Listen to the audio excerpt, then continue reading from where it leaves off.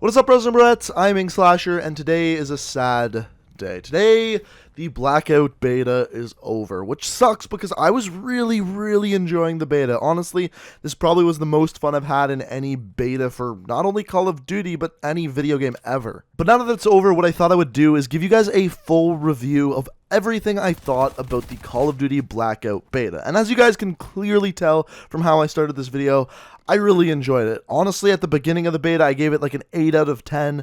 Now I give it a solid 9 out of 10. For the most part, I love everything about Blackout as a mode. It's a lot of fun. It's very strategic. It's rewarding when you get sniper kills, when you win games. And all in all, I really enjoy it. But there are some problems with it. There's 3 main issues and then a couple of small things here or there that I thought I would address in this video. But before we get into complaining about a couple of things, I just wanted to gush over the game a little bit. First of all, I played a lot of solos. I would say 90 to 80% of the games that I played were probably solos, and I really did enjoy that. But where this game really shines is playing duos and quads. Communication is absolutely key. When you guys play together as a team, you're absolutely rewarded, and as I said, that is where Blackout really shines. So if you have 3 other friends, or even just 1 other friend, duos and quads are so much fun. Now, the other thing that I was hugely impressed with was the support of the beta. So first of all, every single day they updated things, changed the amount of players in game, changed the balance of weapons and somewhat armor. We'll talk about that in a minute. But the support for the game was absolutely incredible. Not to mention, they were adding new playlists where the storm would close faster. They were adding new playlists where you could only use short-range weapons. And then on the last day, they added an event where you actually could take out a zombies boss and actually get better gear for it. And all of this support really has me optimistic for the launch of Black Ops 4 and Blackout. Now, we got my major thoughts across. I liked it, I enjoyed it, I had a ton of fun playing it, and I want to play it more. But let's talk about the bad parts now, because I do think there is a few things that they should work on going into the full launch of the game. Now, the first, the biggest, the one you've heard the most is armor. Armor is a big problem in Blackout. In fact, I think it's going to be the biggest problem not only at the launch of game, but through at least the first 6 months, because I think it's just simply a very difficult thing to get right, because everyone's going to have a different opinion on it. Now, I think the vast majority of people think, at least as of right now, that armor is too prevalent and too strong. In other words, you're running into too many people with level 3 armor, and it essentially doubles their health, so it makes you shoot them way the hell more. Not to mention, if you're using a sniper rifle against someone with level 3 armor, they can take like 3 sniper bullets at least, and if you hit them in the head, maybe 2 if you hit them twice directly in the head. So it adds a lot of health, and I think that's the thing a lot of people are complaining about, but I truly believe that that's actually not the problem. So yes, I do believe there's a little bit too much level 3 armor, and I do think that they will be changing that. One request that someone made is that level 1 armor remains the same, level 2 armor becomes the rarity of level 3 armor currently, and then level 3 armor is only found in supply drops. And to be honest with you, I actually think this is a pretty damn good idea. The reason being, as of right now, when I see a supply drop falling from the sky, I think, oh, someone's gonna run and get that and I'm gonna kill them. Because as of right now, supply drop loot isn't that great. Compared to the stuff that I already have picked up, I'm generally not gonna get too much better out of a supply drop. So I never really go for them. But if the only way you could get level 3 armor and get that advantage over your enemies was to go for that supply drop and get that level 3 armor, I might be a lot more apt to actually go and try that. Now, like I said, I believe that this isn't the actual problem. I believe the problem is that this system that they have created with armor really deters people from playing aggressively.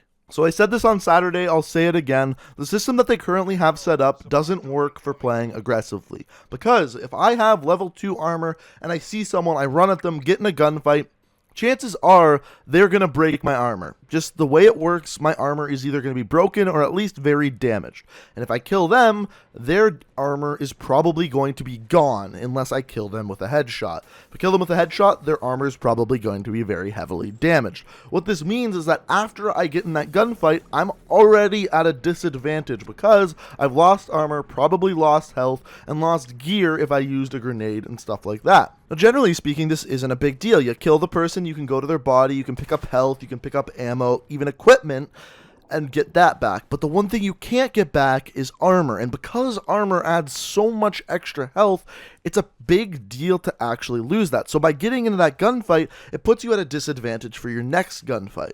So basically what ends up happening is someone picks up a form of armor and then just camps so that way they don't lose their armor before endgame. In other words, this happens.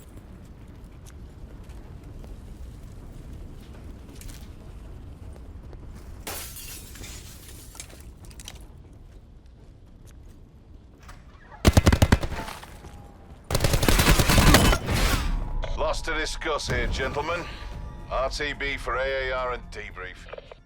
Yes, that guy was sitting in the bathroom, on the counter, with a tent pitched, campfire, roasting marshmallows, you name it, he was in there doing it. But the big thing is he wasn't moving, so I couldn't hear his footsteps. The only reason why I opened that door was to look for loot, and then boom, I died because the guy was camping.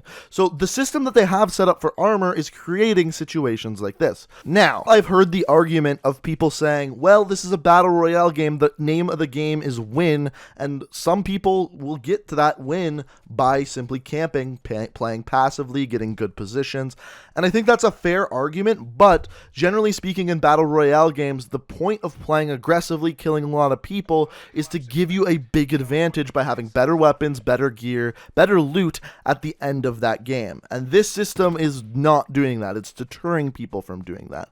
So what solutions do we have? So I've heard a couple of pretty good ones. The first one, and the most obvious one, is if you kill someone who's using a level of armor, aka they're using a level 3 armor, you kill them, you get that armor not damaged at all. Now, I think this is okay, especially if they really nerf the spawn rates of certain armors, specifically level 2 and level 3, but the problem is then that kind of defeats the purpose of destroying your enemy's armor. The second idea I heard, which is a pretty good idea I think, is that you were able to carry around a second piece of armor. That way, if you get into a gunfight and actually kill the other person, the person carrying that extra armor, you can pick it up. Now, the problem with this is that armor is by far better than anything else you can carry around, so the first thing you would have to do is make, first of all, level 3 armor take up extra slots in your inventory. Now, the big problem with this idea is that if you get in a gunfight with a person, you're shooting at them, you destroy their armor, all they have to do is run away, get behind a rock, equip their second piece of armor, and then by the time you kill them anyway, that piece of armor is destroyed, and again, you don't get to pick it up. Also, that gunfight would be really annoying. So a couple other solutions that I've heard is, first of all, just simply straight up get rid of armor. Now, I think this is an alright option if you add in supplemental items that give people extra health, because if that's the case, the time to kill is simply too fast. There's no way of upping that health any further, and then every single gunfight you get into would be over just as fast as multiplayer is, and I don't think that's what they want in a battle royale mode. But if they add in extra items that can maybe bump your health up to 300 or even 250, this might be a not bad idea. And if we're comparing it to another battle royale game, this would work similar to Shield in Fortnite. So that's not a bad idea, because players would carry around those items that have the extra health in them. Therefore, when you killed them, you could pick it up and give yourself some more health. Almost the way trauma kits work as of right now. But if they do get rid of armor, personally, I believe they have to have some sort of item to replace it to make those gunfights last just a little bit longer. But if you guys didn't already know, the one change they are making to armor is that they're giving it a health bar, so you know how much health yours has left, and if you kill someone who's using armor, you'll see how much theirs has left. I think that's a step in the right direction, but they also need some bigger changes in there. I'm just not exactly sure what they are. So if you have any ideas for armor, let me know what you think down in the comments, but personally, I don't really have a good one for it. So that's the first big thing that I think needs addressing in the game. The second is the sound. So if you've been sound whoring, if you've been using a headset, you'll notice that the sound is alright. You can hear footsteps, they're loud. The problem is, however, is it's very difficult to tell where those footsteps are around you. Is the person literally right beside you? Is he 50 feet to your right? The directional sound in the game isn't all it could be. In fact, if you're in a large building, it's next to impossible to tell whether the person is walking on a floor above you, below you, or even a different part in the building altogether. So the directional sound in the game really needs to be worked on. I was pretty impressed with the footstep sounds, but they still need to be worked on just a little bit to get that directional sound down pat. But that's a little thing. That's something I definitely think they could get right by the full launch of the game. But speaking of not being able to hear footsteps, the other part of sound that I think needs to be fixed is the supply drop. The plane that comes in and drops a supply drop is a way too loud. Basically, you can't hear anything going on while that plane is flying overhead. I really think that sound needs to be a little bit quieter at least. And then the final big thing that I think needs to be addressed is looting. So as of right now, I think the system that they have of picking up items off ground by very quickly holding square is okay. I don't mind that whatsoever. The part of looting that I don't like, at least on console, is when you kill someone, have to go over to them, pick things up out of their bags, scroll through a big long list of things they're carrying. That is very annoying, time consuming, and every time you do it, you leave yourself exposed. The system that they have on PC, where you can actually go and click on different sections of their inventory, pick what you want, is much better. On top of that, we already know that in console they have a HUD setup where you literally have a cursor like a mouse on PC.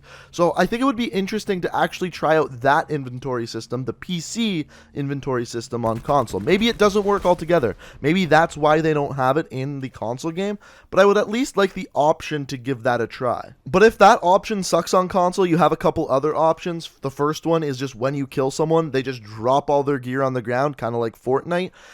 Then you can just run over and pick it up quickly, see the things you want, pick those up. But if Treyarch is really stubborn and wants to keep the same system they have now, the one thing they have to fix is sometimes when I go and loot people, I can't scroll through their bag. Just the D-pad doesn't work. I can't scroll through. I can't pick things up. That's incredibly frustrating, especially after you've gotten a big long gunfight, finally killed the person, the storm's coming in, you gotta get out of there, and all of a sudden you can't scroll through their loot, you can't pick up items, you can't become a better soldier, and that's really frustrating. So if you don't change anything at all with looting, at least fix that little bug. Now those are the three big things: the armor, the sound, and the looting. Now there's two other very small things I would like to see addressed. The first one is hit markers for vehicles. So if there's a plane or helicopter flying through the air, I'm trying to snipe the driver.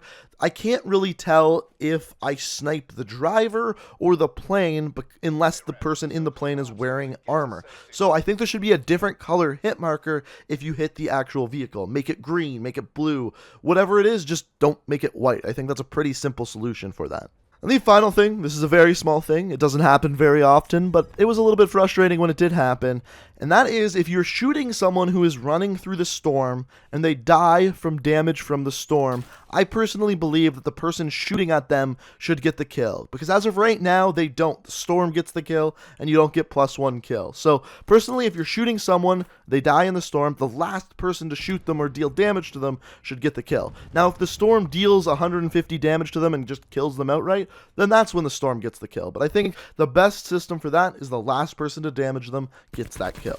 So those are the negative parts of the game, the things that I think need to be fixed. But based off of how Treyarch is treating Blackout, based off of all of the fixes they've added in throughout the beta, based off of how their communication is so open with the community, I have so much faith that everything I talked about here is going to be fixed by the final launch of the game, and I can't wait to see what they actually do with it. Honestly, in this beta, I had so much fun playing Blackout. I had such a good time playing even solos, but more specifically quads, duos, streaming the game over on Twitch. You name it, I had so much fun, and I can't wait for this to fully come out, and I can't wait to see what they do with challenges, can't wait to see what they do with weekly events, similar to the zombies one that they added in yesterday.